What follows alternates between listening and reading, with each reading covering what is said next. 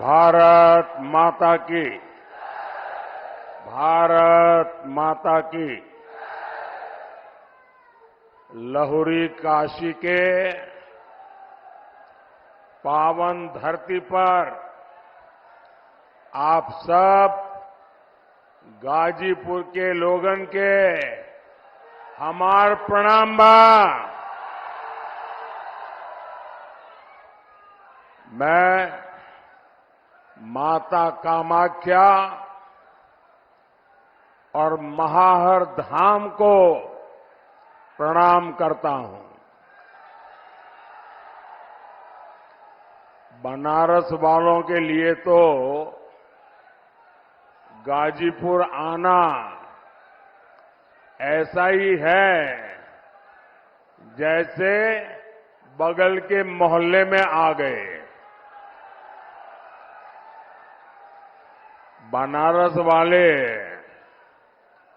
अगर गाजीपुर आए जालन और केहू फोन करे तो कहलन, अरे यहीं गरे में है बतवा।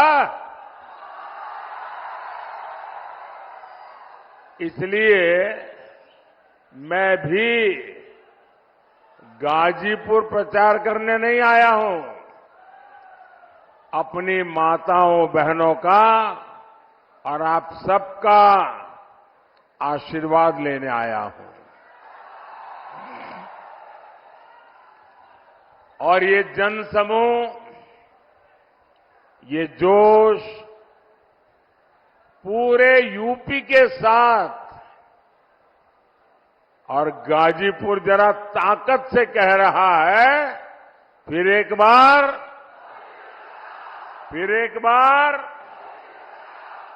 साथियों, हमारे गाजीपुर का सामर्थ्य क्या है,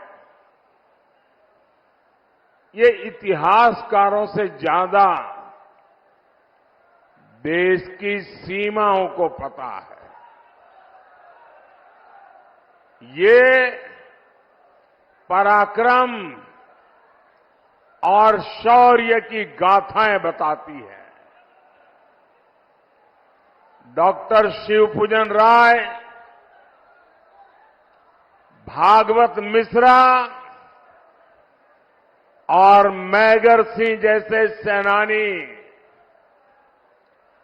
वीर अब्दुल हमीद, राम उग्रह पांडे और ब्रिगेडियर उस्मान जैसे वीर गाजीपुर की परंपरा और गाजीपुर का गहमर गांव, ये नाम ही काफी है।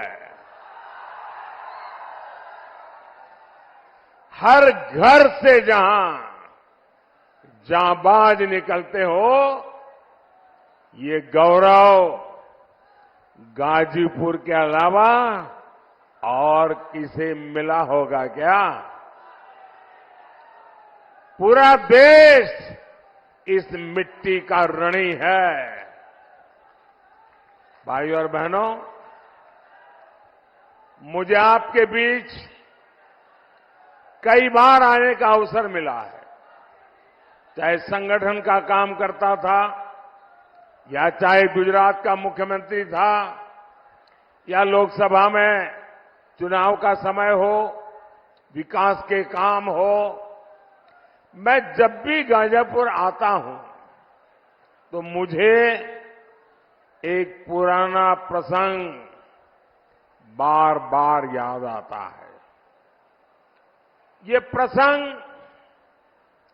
इस बात का गवाह है कि कैसे इंडी वालों ने गाजीपुर के साथ विश्वासघात किया। आजादी के बाद कांग्रेस ने कसम खा ली थी कि इस क्षेत्र का विकास नहीं करेगी। यहां के लोग गरीबी में घुट घुट कर जीने को मजबूर रहे। पुराने लोगों को पता होगा, यहां की तकलीफ को सबसे पहले हमारे गहमरी बाबू ने उठाया था। उन्होंने पार्लियामेंट में नेहरू जी को यहां की स्थिति बताई और आंख में आंसू के साथ बाबूजी ने कहा कि कैसे यहां के लोग जानवरों के गोबर से गेहूं बीन करके खाते थे, लेकिन कांग्रेस पार्टी ने क्या किया, उसमें भी राजनैतिक मौके तलाश लिए, सियासी ड्रामे हुए,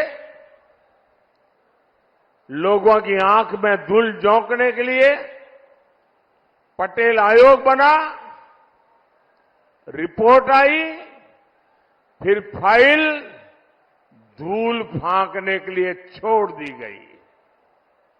साथियों, आज मुझे कितना संतोष होता है कि हमारी सरकार हर गरीब को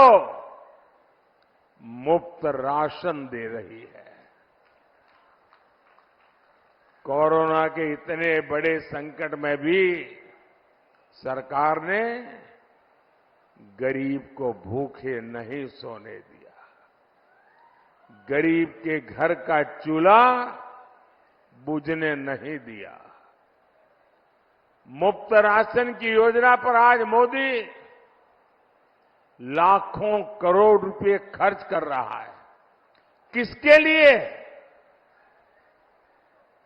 ताकि आज फिर किसी गरीब को वो परेशानी ना उठानी पड़े जो उसने कांग्रेस सपा के राज में उठाई है। साथियों, इंडी गठबंधन वालों को कभी भी आपकी परवाह नहीं होगी। आप याद करिए, कांग्रेस कैसे सरकारें चलाती थी। ताड़ी घाट पुल का शिलान्यास हमारी बाबू ने करवाया था। उसके बाद 6 दशक तक ये काम लटका रहा। इंडी पार्टियों की कितनी सरकारें आई, सरकारें आई और चली गई, लेकिन पुल नहीं बना। पुल तब बना जब आपने मोदी को आपकी सेवा का अवसर दिया।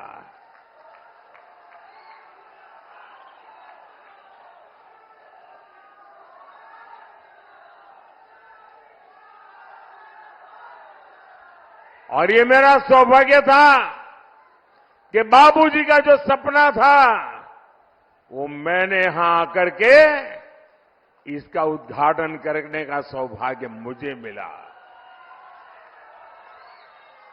साथियों, काम लटकाने और हक मारने में तो कांग्रेस को महारत हासिल है। इन्होंने हमारे सेना के वीर जवानों को 1 रैंक 1 पेंशन तक नहीं मिलने दी थी। 1 रैंक 1 पेंशन तब लागू हुई जब मोदी आया और कांग्रेस ने हमारे सेना के जवानों के साथ उनकी तपस्या का कैसे मखौल उड़ाया था, उनकी आंखों में कैसे धूल झोंकी थी, उनको मूर्ख बनाने का भरपूर प्रयास किया था। जब 2013 में भारतीय जनता पार्टी ने मुझे प्रधानमंत्री पद के उम्मीदवार के रूप में घोषित किया, उसके बाद मेरी पहली रैली हरियाणा के रेवाड़ी में एक्स सर्विसमैन की हुई और वहां मैंने कहा था कि मैं वन रैंक वन पेंशन लागू करूंगा। कांग्रेस वाले घबरा गए, ये मोदी ने घोषणा कर दी, अब करे क्या? तो उन्होंने आनन फानन में हरेक की आंख में धूल झांक करके बजट में 500 करोड़ रुपया डाल दिया और लिख लिया ओआरओपी करेंगे। और फिर देश भर में एक्स सर्विसमैन के सम्मेलन किए। शाहजादे वहां जाकर के नाच रहे थे कि ओआरओपी ओआरओपी ओआरओपी। जब आपने मुझे प्रधानमंत्री के रूप में सेवा करने का अवसर दिया और मैंने पहले ही काम खोला, मैंने कहा लाओ भाई क्या हुआ? मैं चौंक गया। 21वीं सदी में आज कम्युनिकेशन का इतना बड़ा जमाना, पढ़े लिखे नौजवान, इन्होंने कैसे सेना के साथ गद्दारी की थी। उन्होंने 500 करोड़ रुपया लिख करके one rank one pension tokenism किया। मैंने कहा नहीं, मैं तो वन रैंक वन पेंशन लागू करना चाहता हूं। भाइयों बहनों, आप जानकर के हैरान हो जाएंगे, वन रैंक वन पेंशन लागू करने में, ओआरओपी लागू करने में अब तक 1.25 लाख करोड़ रुपया पूर्व सैनिकों को खाते में जमा करा दिए गए। अब कोई मुझे बताए भाई, 1.25 लाख करोड़ की जरूरत, उसके सामने 500 करोड़ का ड्रामा, ये धोखा है कि नहीं है? ये धोखा है कि नहीं है? ये बेईमानी है कि नहीं है? ये पूर्व सैनिकों का अपमान है कि नहीं है? साथियों, गाजीपुर हो, यूपी हो या पूरा देश हो, परिवारवादी पार्टियों के नेता अपने परिवार के लिए महल पे महल बनाते चले गए, लेकिन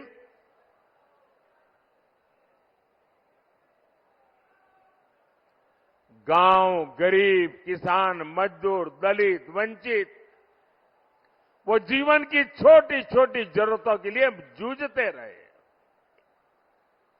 मोदी ने जो काम किए, उनसे गरीब का जीवन बदला। सिर्फ 10 साल में 25 करोड़ लोग गरीबी से बाहर निकले हैं। ये कैसे हुआ? 25 करोड़ लोग 10 साल में गरीबी से बाहर निकले, कैसे हुआ? मैं आपसे पूछना चाहता हूं, कैसे हुआ?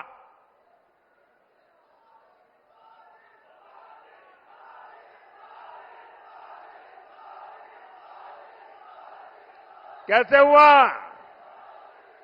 कैसे हुआ?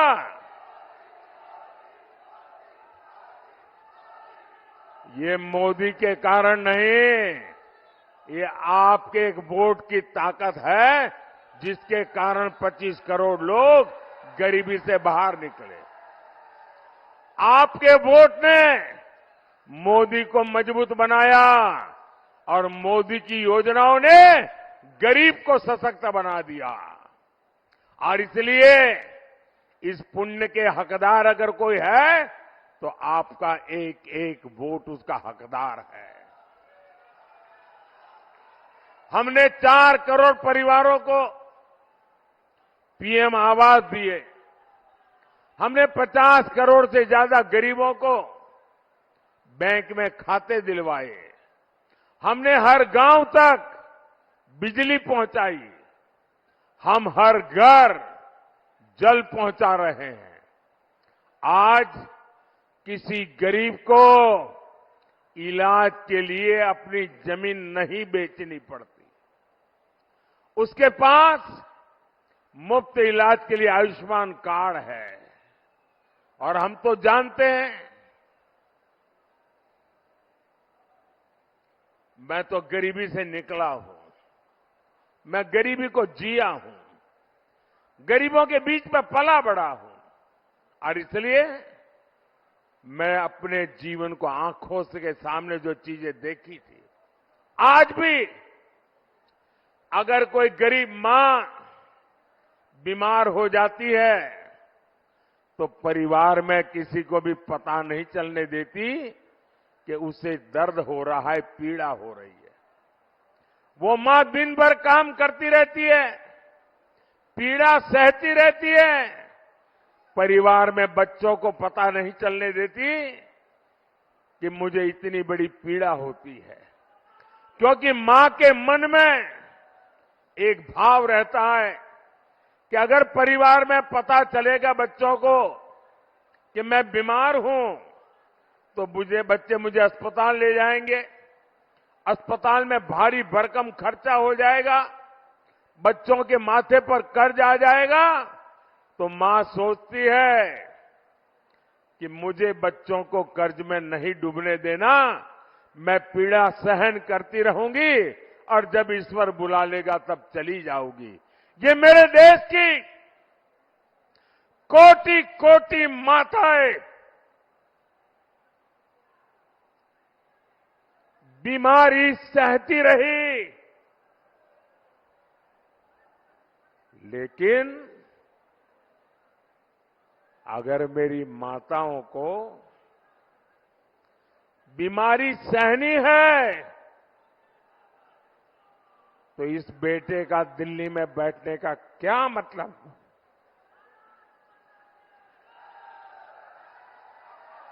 और इसलिए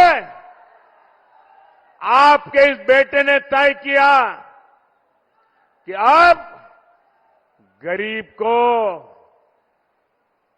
बीमारी में इलाज की जिम्मेदारी मोदी उठाएगा। आज आयुष्मान योजना करोड़ों परिवारों को मुसीबत में अनेक प्रकार की सुविधाएं देता है। और भाइयों बहनों, मैंने एक और गारंटी लेकर के आया हूं। अब मैंने तय किया है कि आपके परिवार में जो 70 साल से ऊपर की आयु के बुजुर्ग हैं, और आजकल हर परिवार में पिता, माता, दादा, दादी, नाना, नानी, काका, काकी ऐसे बुजुर्ग होते ही होते हैं, और 70 साल के बाद एक आध बीमारी तो आ ही जाती है, दवाई का खर्चा भी हो जाता है। और जो बेटा बेटी कमाते हैं उनके सामने एक तरफ खुद के बच्चों को आगे बढ़ाने का काम रहता है, रोजमर्रा की जिंदगी चलानी होती है, और ऊपर से अपने परिवार के बुजुर्गों को संभालना होता है। लेकिन बीमारी आ जाए तो पूरा ध्यान बीमारी में लग जाता है, और जो कमाने वाले बेटे बेटी हैं उन पर बहुत बोझ पड़ जाता है। तो मोदी ने गारंटी दी है, अब किसी कमाने वाले बेटे बेटी पर ये बोझ मैं नहीं पड़ने दूंगा। आपके परिवार के 70 साल से ऊपर के लोगों का बीमारी में इलाज, इसकी जिम्मेवारी अब मोदी उठाएगा।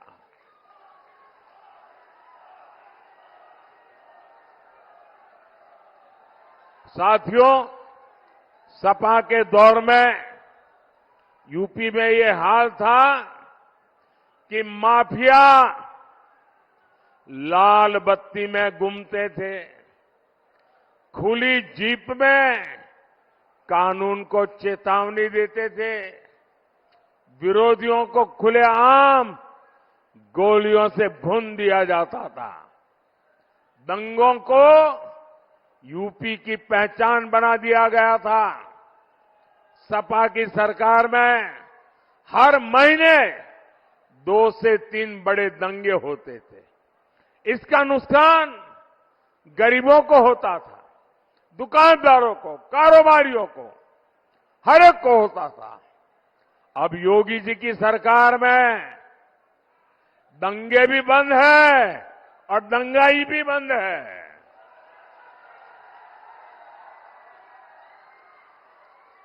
साथियों, वोट के लिए, सत्ता के लिए सपा कांग्रेस वाले कुछ भी कर सकते हैं। सपा के शहजादे ने कभी कहा था कि माफिया की एंट्री पर रोक लगाएंगे और फिर वो माफिया के चरणों में ही जाकर के बैठ गए। सपा ने माफियाओं को पाला पोसा, उन्हें टिकट दिया। जो अपनी बात पर कायम नहीं रह सका वो आपकी लड़ाई कभी नहीं लड़ सकता।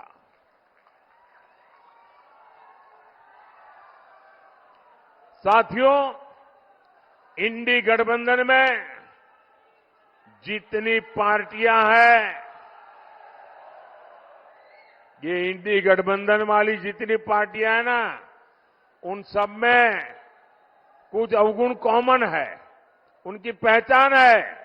एक, इंडी गठबंधन वाली सभी पार्टियां गौर सांप्रदायिक है। दूसरा, वे गौर जातिवादी है। तीसरा, वे गौर परिवारवादी है। इन लोगों ने हमेशा देश में दलितों, पिछड़ों को आगे बढ़ने से रोका। आप याद करिए, देश में बाबा साहब अंबेडकर का अपमान किसने किया था? उन्हें षड्यंत्र करके चुनाव किसने हराया था? कांग्रेस पार्टी ने। बाबा साहब को भारत रत्न किसने नहीं मिलने दिया? कांग्रेस पार्टी ने। इन लोगों ने एक दलित के बेटे रामनाथ कोविंद को जी अपमान किया। एक आदिवासी महिला को राष्ट्रपति चुनाव हराने के लिए पूरा इंडी गठबंधन इकट्ठा हो गया। और यही वो लोग हैं जिन्होंने राजा सोहेलदेव जैसे महान वीर का कभी सम्मान नहीं होने दिया। बीजेपी ने उनकी स्मृति में डाक टिकट जारी की। आज उनके नाम पर ट्रेन चल रही है। साथियों, अब इंडी गठबंधन वाले दलितों, पिछड़ों का आरक्षण लूटने में लगे हैं। ये लोग दलितों, पिछड़ों का आरक्षण बंद करके उसे धर्म के आधार पर देने की साजिश कर रहे हैं। ये लोग पासी, जाटव, लोनिया, कुर्मी, यादव, बिंद, निषाद, कुर्मी, पटेल जैसी अनेक जातियों का सबका आरक्षण छीनने के लिए उन्होंने प्लान किया हुआ है और कर्नाटका में लागू किया।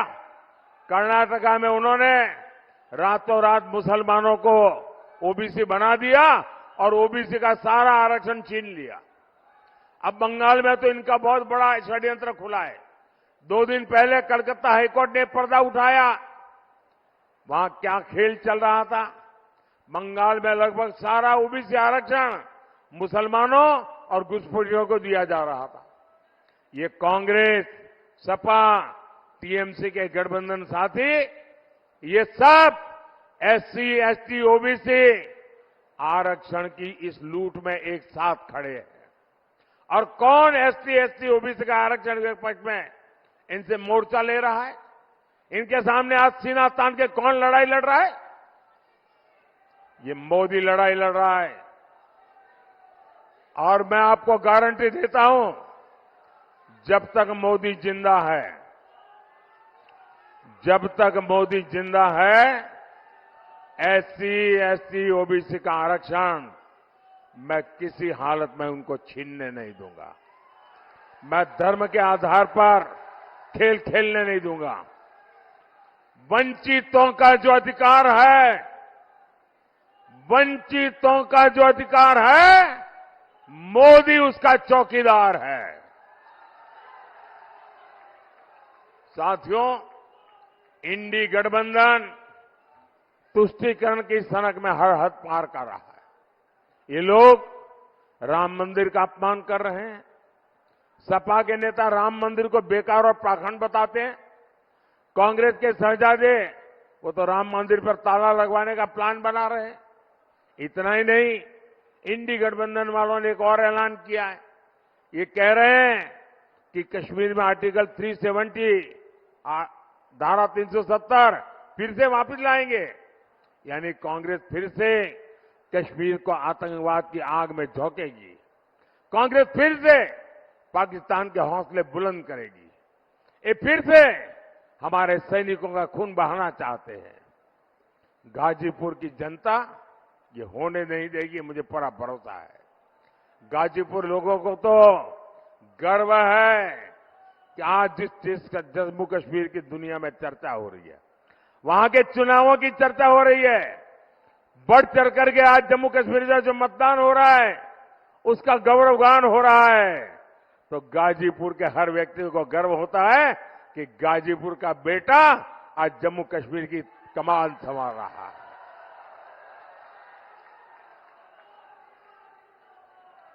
कश्मीर के लोग भी देख रहे हैं विकास कैसे होता है। अब कश्मीर में भी लोग गाजीपुर का नाम जान गए हैं। साथियों, गाजीपुर ने देखा है कमल खिलता है तो विकास की खुशबू कैसे फैलती है।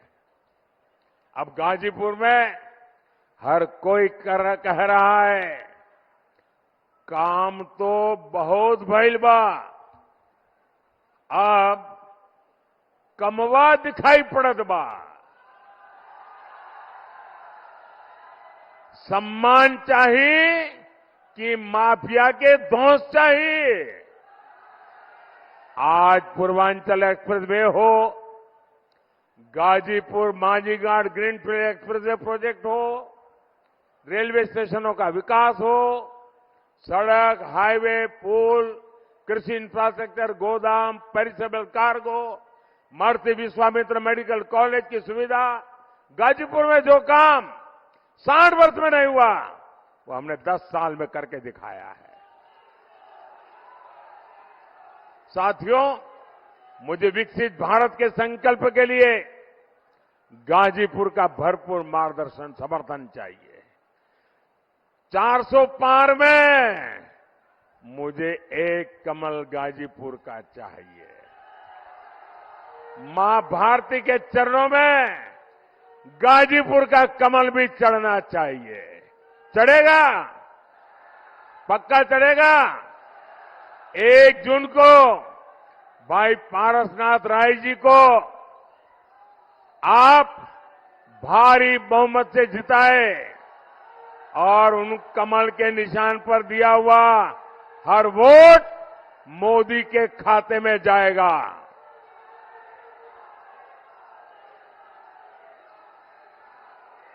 ज्यादा से ज्यादा मतदान कराएंगे, हर पोलिंग बूथ जिताएंगे। अच्छा, मेरा एक काम करेंगे,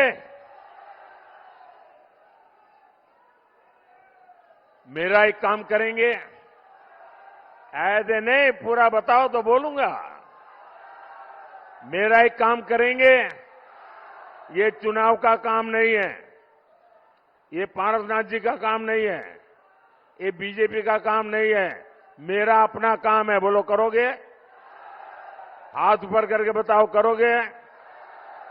एक काम करना, आपके गांव में, आपके इलाके में कोई न कोई देवस्थान होगा, कोई न कोई मंदिर होगा, कोई तीर्थ क्षेत्र होगा। मेरी तरफ से वहां जाना, मत्था टेकना और परमात्मा से विकसित भारत के लिए आशीर्वाद मांगना। करेंगे? करेंगे? दूसरा काम, हर परिवार में जाइए और हर परिवार में जाकर के कहिए कि अपने मोदी जी आए थे, मोदी जी ने आपको प्रणाम कहा है, मेरा प्रणाम पहुंचा देंगे। बोलो भारत माता की, भारत माता की, भारत माता की। बहुत बहुत धन्यवाद।